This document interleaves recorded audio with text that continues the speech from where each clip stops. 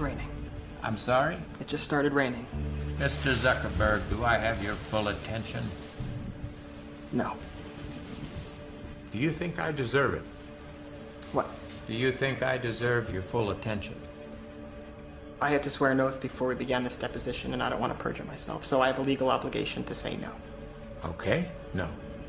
You don't think I deserve your attention? I think if your clients want to sit on my shoulders and call themselves tall, they have a right to give it a try, but there's no requirement that I enjoy sitting here listening to people lie. You have part of my attention. You have the minimum amount. The rest of my attention is back at the offices of Facebook, where my colleagues and I are doing things that no one in this room, including and especially your clients, are intellectually or creatively capable of doing. Did I adequately answer your condescending question? Some of the best. Gee, the lack of humility before nature that's being displayed here staggers me. Well, thank you, Dr. Malcolm, but I think things are a little bit different than you and I had feared. Yeah, I know. They're a lot worse. Now, wait a second. Now, we haven't even seen the No, part where Amy... Don't let him talk. There's no reason. No, I want to hear every viewpoint. I really do. Yeah, don't you see the danger, John, inherent in what you're doing here? Genetic power is the most awesome force the planet's ever seen, but you wield it like a kid that's found his dad's gun. It's hardly appropriate to start hurling generalizations. If I may, I'll tell you the problem with the scientific power that you're using here. It didn't require any discipline to attain it. You know, you read what others had done, and you took the next step. You didn't earn the knowledge for yourselves, so you don't take any responsibility for it. You stood on the shoulders of geniuses to accomplish something as fast as you could, and before you even knew what you had, you patented it and packaged it and slapped it on a plastic lunchbox, and now you're selling it. You want to sell it. Well, I don't think you're giving us our due credit. Our scientists have done things which nobody's ever done before. yeah, but your scientists were so preoccupied with whether or not they could, they didn't stop to think if they should. Condors. Condors are on the verge of extinction. If I was to create a flock of condors on this island, you wouldn't have anything to say. No, hold on. This isn't some species that was obliterated by deforestation or the building of a dam. Dinosaurs had their shot, and nature selected them for extinction. I simply don't understand this Luddite attitude, especially from a scientist. I mean, how can we stand in the light of discovery and not act? Oh, what's so great about discovery? It's a violent, penetrative act that scars what it explores, what you call discovery. I call the rape of the natural world. Can we get serious now? Captain? We've all heard about the computer simulations, and now we are watching actual sims, but I can't quite believe you still have not taken into account the human factor. Human-piloted simulations showed that you could make it back to the airport. No, they don't.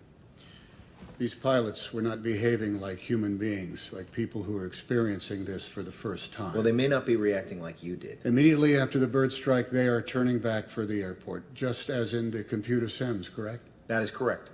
They obviously knew the turn and exactly what heading to fly. They did not run a check. They did not switch on the APU. They had all the same parameters that you faced. No one warned us. No one said you are going to lose both engines at a lower altitude than any jet in history. But be cool. Just make a left turn for LaGuardia like you're going back to pick up the milk. This was dual engine loss at 2,800 feet, followed by an immediate water landing with 155 souls on board. No one has ever trained for an incident like that. No one. And the Teterboro landing, with its unrealistic bank angle, we were not the Thunderbirds up there. I'd like to know how many times the pilot practiced that maneuver before he actually pulled it off. I'm not questioning the pilots. They're good pilots. But they've clearly been instructed to head for the airport immediately after the bird strike. You've allowed no time for analysis or decision-making. In these simulations, you take in all of the humanity out of the cockpit. How much time did the pilots spend planning for this event, for these simulations? You are looking for human error. Then make it human. understand you have recently been given the rank of knight. I've been given nothing. God makes men what they are. Did God make you the sacker of peaceful cities? The executioner of the king's nephew, my husband's own cousin. York was the staging point for every invasion of my country. And that royal cousin hanged innocent Scots, even women and children, from the city walls. Well, Longshanks did far worse the last time he took a Scottish city. Sanguinarius homo indomitus est, et sempedicens mentatium. Ego nunquam pronunciare mendatium. Sed ego sum homo indomitus. Ou en français, si vous préférez. You ask your king, to his face. Ask him. And you see if his eyes can convince you of the truth.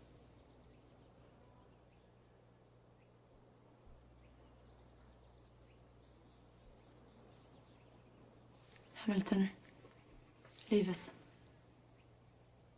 My lady? Leave us. Now.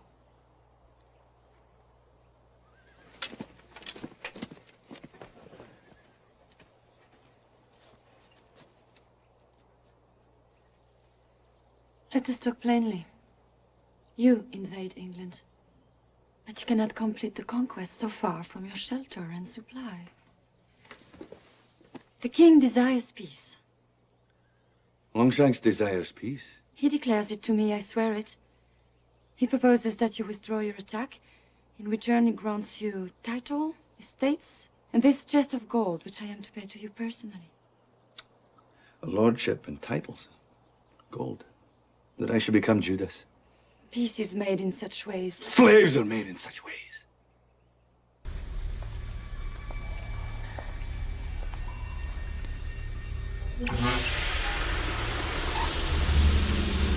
Boy, don't do that. That's too much. My dear Beautiful, I hope you don't mind if I join you for a short while.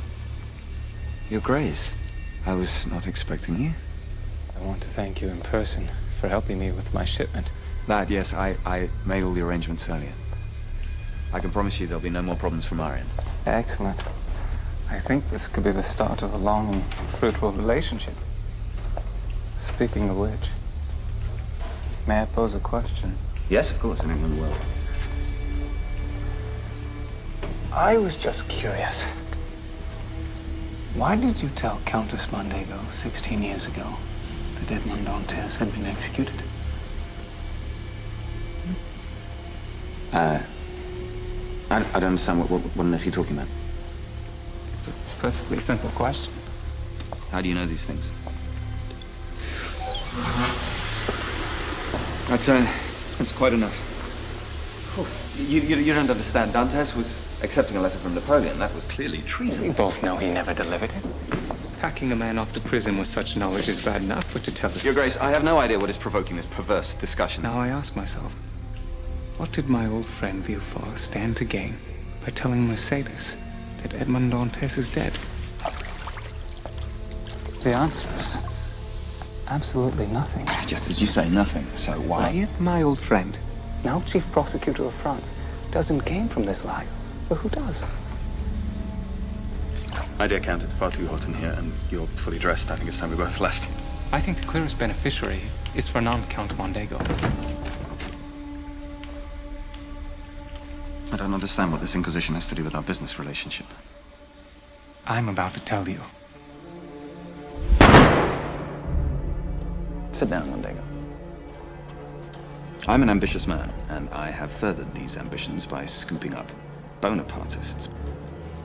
But now with Napoleon on the loose, I find I have, shall I say, a thorn in my side.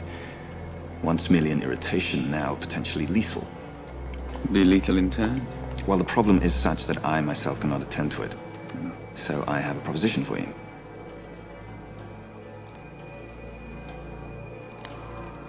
How is your father?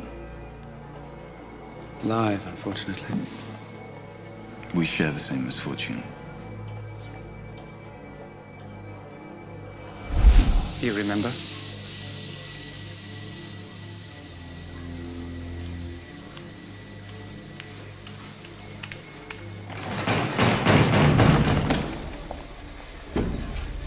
Why is this door locked? I demand that you release me from this room at once. You put yourself no friend of mine. Your father was a loyal supporter of Napoleon, wasn't he? Possibly involved in plotting Napoleon's escape from Elba. Emperor, I'm soon! An inconvenient parent for an ambitious civil servant like yourself. But then he died, suddenly, and opportunely murdered again some 16 years ago. Emperor Napoleon. The murderer never apprehended. How hard did you look for him? You have no proof, no witnesses. You just have theories. It's just conjectures. On the contrary, I have Count Mondego. Young Mondego? Why? Because your son lacked the courage. Mondego is the one who pulled the trigger. He'd never confess in a million years. You're right. He wouldn't. But you just have.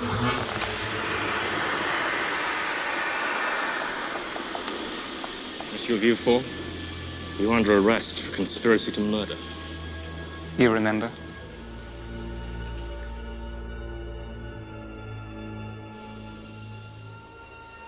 Dantes?